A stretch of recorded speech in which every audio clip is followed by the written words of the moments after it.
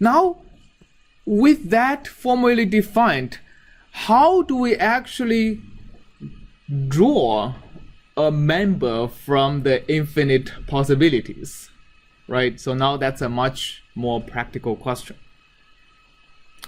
Okay, so how do we draw random samples depends on what kind of a random variable we are dealing with.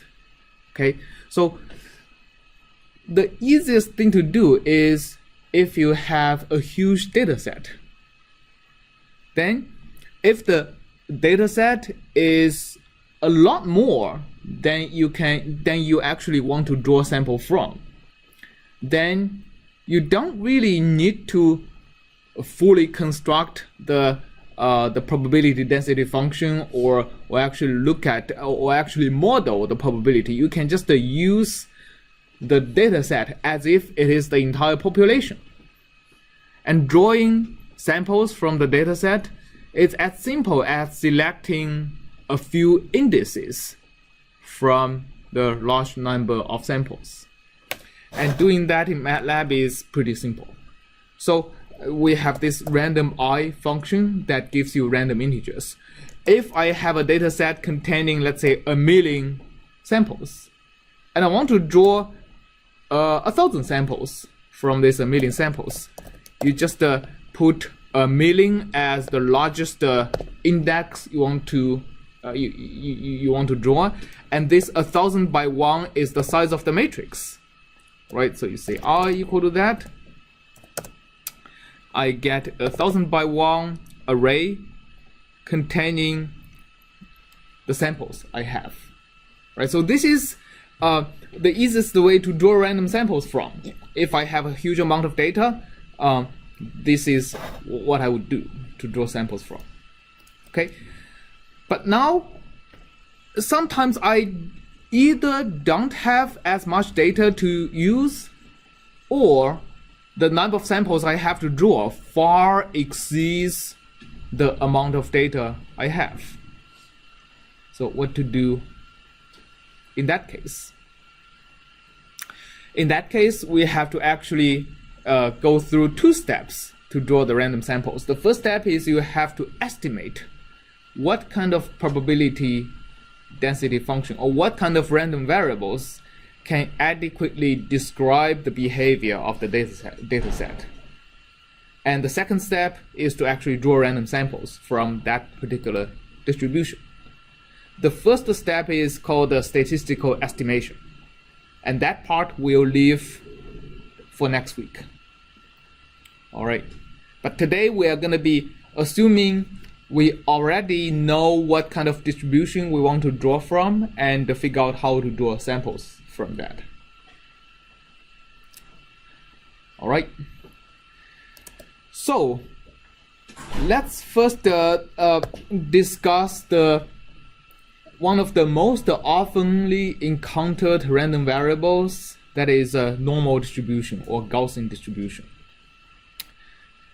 So can somebody tell me when it is appropriate to model a random variable or uncertain factor using a Gaussian or normal distribution?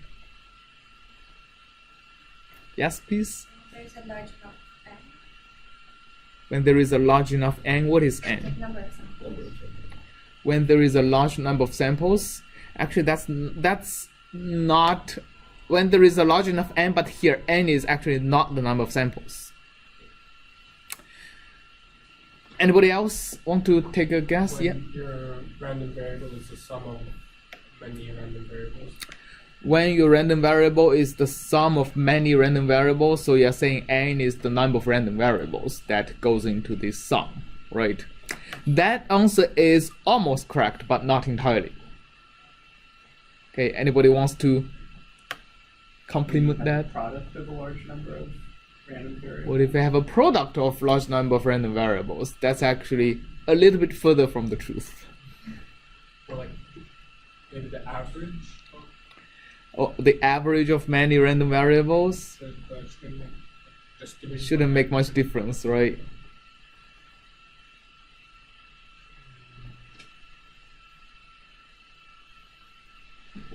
The correct answer is that it's the sum or average or additive interaction.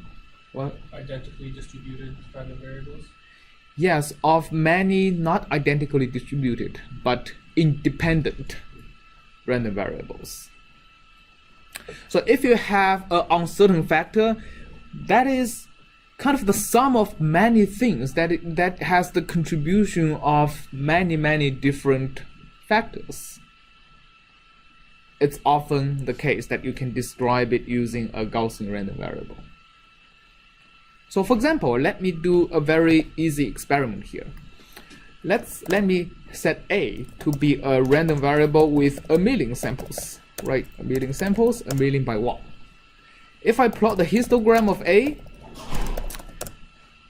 what kind of distribution do you think the rand function give me? Uniform. Uniform, right? Between 0 and 1, the probability density function is pretty much flat, right? Remember, if I normalize this histogram by the number of samples and by the bin width, here the bin width course is 0.01 and the number of samples is 1,000,000. So if you normalize the number, which is 10,000, by these two factors, you get 1, right? That's uniform distribution. All right. Now, if I stick to your original answer that it's a summation of many random variables, how about the histogram of A plus A? A is a random variable. A and A are random variables. So if I do that, what do I get? Uniform. Uniform, just between 0 and 2, right? How about A plus A plus A? Still uniform between 0 and 3. So just a summation of many different random variables doesn't necessarily give me something close to Gaussian distribution. It has to be a summation of many independent random variables. How do I make independent random variables? I do that again. B equal to rand to be the same width, and now I hist A plus B. What do I get? Something slightly closer. Something slightly closer, a triangle, right? It's not very difficult to mathematically analyze what's happening. So if I have an axis A, I have an axis B, and basically I'm looking at my random space here can be modeled as a square, right? Because the random space omega is basically here. Okay, and they are independent, which is very important, because if they are not independent, if A is equal to B, my random space is actually concentrated on just the diagonal, as opposed to be uniformly distributed in a square. And now, what is A plus B? A plus B is another random variable, right? It's a random variable because it's just a function of the location in this random space. A plus B is in this direction, right? So you can basically look at the contours of A plus B are this. This is the contours. And the density of A plus B is proportional to basically how wide, right, this random space is at that particular contour.